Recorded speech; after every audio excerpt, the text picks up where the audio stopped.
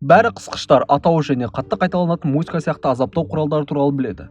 Бірақ олардың бәрі шынайы қорқынышты құрылғылармен. Мысалы, жануардың ыстық мүсіні, тырнақтар мен шегелермен толтырылған тығыз шкаф пен өткір испандық бөренемен салыстырғанда әлдеқайда айналайын болып қалады.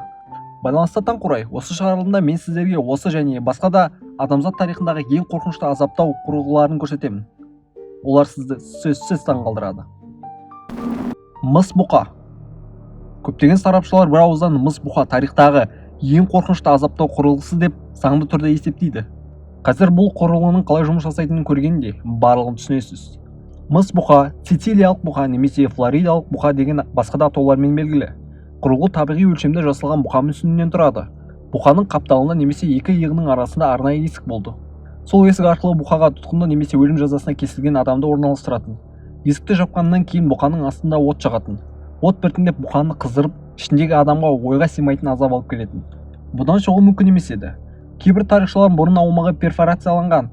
Сол арқылы түтін шығып, тек қана түтін емес, адамның айқайы қосылып шығатымыз. Ал адамның айқайы о жерден шыққан кезде бұқаның өкіргеніне ұқсайды екен. Бұл көрініс қаншалықты қорқынышты болғанын елестетудің өзі қиын. Бірінші болып мыс бұқадағы азапты жасаушысы Перил оның өзі сезінген. Оны бұқаға Полифемус салып жіберген. Полифемус мыс бұқаны ұнатқаны сонша, онда көптеген адамдарды азаптап өлім жазасына кескен. Ақырында әділдік орнап, қатыгез тиран да өз өмірін осы қорқынышты құрылғыда аяқтады. Дыба. Әрине, дыба бұл ең танымал ортағасырлық азаптау құрылғысы, және сонымен қатар ең қорқыныштысы. Бұл азаптау құралының екі түрі болды: тік дыба және көлденең дыба. Тік дыба әдетте жерге орнатылған екі бағанадан және олардың арасында біріктірілген көлденең бөренеден тұрды. Сұрақ жауапқа алынған адамның қолын артқа байлап, қолына байланған арқанды көтеретін. Кейде оның аяғына қосымша салмақ байлап қоятын. Бұл азаптау құралдары шынымен адамзат тарихындағы ең қорқынышты болып саналады. Менің ойымша, сіз өзіңіз де мұндай жағдайда асылып тұрудың қаншалықты ауыр екенін жақсы білесіз. Бір рет болсын турникке тартынып көрген шығарсыз. Бір минут болсын осылай ілініп тұрудың өзі ағза үшін үлкен сынақ. Ал енді ойлана беріңіз, сұраққа алынған адам бірінші сағат бойы осылай ілініп тұруы мүмкін. Буынға шыдамай ауырып бастаған кезде жан түршігерлік дыба денеге ауыртпалық түсіретін. Горизонталды дыбаға сұраққа алынған адамды арнайы механизмдермен бекітіп, оның аяқ қолдарын қарама-қарсы бағытқа айналдырып тартатын. Сұрақ жауапқа алынған адамның жалғыз амалы қылмысты жасаса да жасамаса да бәрін бірден мойындау болды.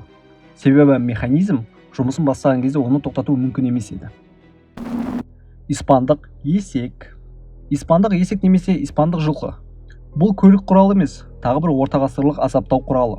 Инквизиция ойлап тапқан тағы бір қорқынышты құрал. Көбінесе оны құдайға серік қосқандарға немесе сиқыршылықта айыпталған әйелдерді азаптауға қолданған. Бірақ ерлер де осындай азаптауларға ұшыраған кездер болған. Испандық есектің әртүрлі нұсқалары болғанмен, жалпы қағидасы бірдей. Бұл құрал үшбұрыш пішімді ағаш бөрене болатын. Жәбірленушіні жалаңаштап осылай отырғызатын. Аяқтары жерге жетпейтін етіп қолдарын арқанға байлайтын. Мұндай жағдайда адам баскесер қанша қаласа сонша отыратын. Баскесер көбінесе сұрақ жауаптың тиімділігін арттыру үшін адамның аяқтарына ауырлықтар байлап қоятын. Олар артық салмақпен жәбірленушіні төменге қалай тартып тұратын. Испандық есек нағыз қорқынышты азаптау құралы болып табылады. Егер оның аналогтарын алсақ, одан да қорқыныштысы Иуданың бесігі деп аталатын азаптау құралы болған. Темір қыз. Сіздердің көпшілігіңіз британдық рок тобы Iron Maiden туралы естіген шығарсыздар. Бірақ бұл музыканттардың өз топтарын азаптау құралының атымен атағанын білесіздер ме? Темір қыз немесе Iron Maiden бұл қыздың бейнесінде жасалған ішкі жағы ұзын өткір шегемен жабдықталған темір шкаф. Сұрақ жауапқа алынған адамды осы шкафқа тік тұрғызып қоятын. Содан кейін есігін аздап жабады. Темір қыз осы кезеңде ақ адамға үлкен жайсыздық тудыра бастаған. Кейбір сұрақ жауапқа алынған мүсәпірлер бірден ақпарат беріп бәрін жайып салатын. Ал кейбіреулер үнсіз қалады. Егер адам үнсіз қалса, есікті тағы да қаттырақ жабатын. Ал егер ол әлі де сөйлемесе, баскесер жай ғана сұрақ жауап алу мүмкін емес деп, есікті мүлдем жауып тастайды. Сұрақ жауапқа алынған адам бұл кезде ол жерден шыға алмай жан тапсыратын. Айтпақшы, темір қыздың мен бұрын айтқан басқа азаптау құралдарынан айырмашылығы оның қолданылғанына күмән бар. Тарихшылар әлі күнге дейін бұл құралдың сұрақ жауап кезінде пайдаланылғаны туралы нақты дәлелдер таба алмады. Бірақ саркофагтың өзі табылғандықтан, көптеген адамдар орта ғасырларда темір қыз шынымен азаптау құралы ретінде қолданылған деп есептейді. Енді сіздер орта ғасырлар өте қатал заман болғанын түсінген шығарсыздар.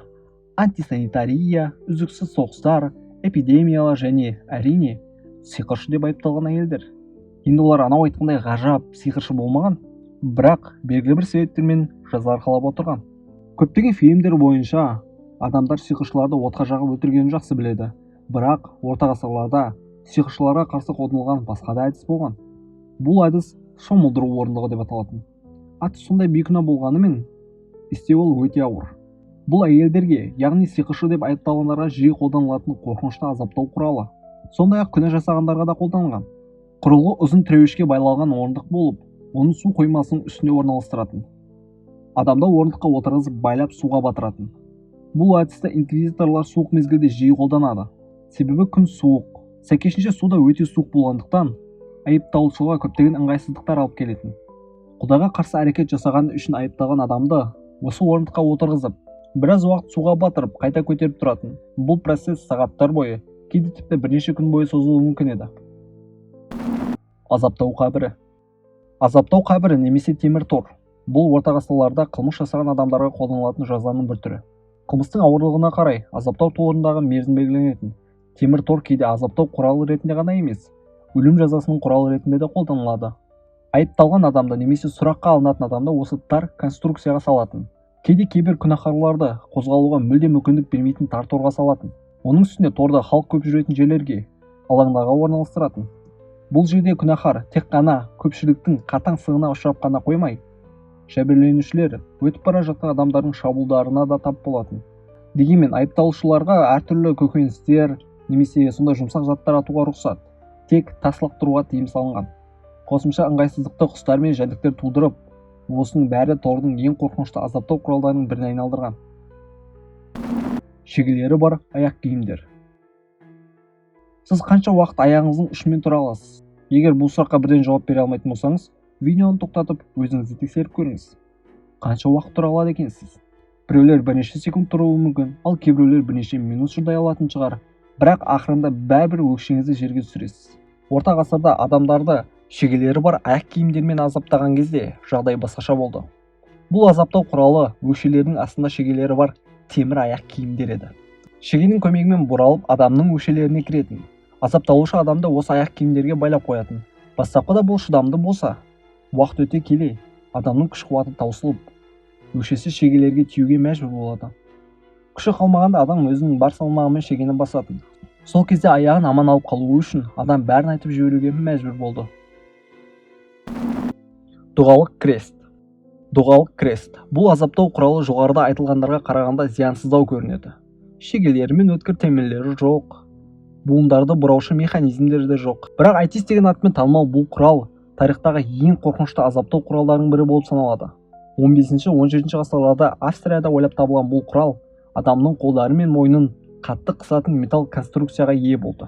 Адамды дұға оқитын қалыпта немесе бас ию жағдайында байлап қоятын. Біраз уақыттан кейін адамның аяқ қолдары жансызданып, ішкі бұлшық еттері түйіліп қалады. Осыдан кейін адамды босататын. Бірақ ол кезде ол басқасының айтқанын бұлжытпай орындайды. Осымен бүгінгі шығарылым аяқталды. Сізге қызықты болды деген үміттемін. Төмендегі комментарийге қай азаптау құралы ең қорқынышты деп санайтыныңызды жаза кетіңіз. Және міндетті түрде каналға лайк басып, тіркеліп қойыңыз. Сау!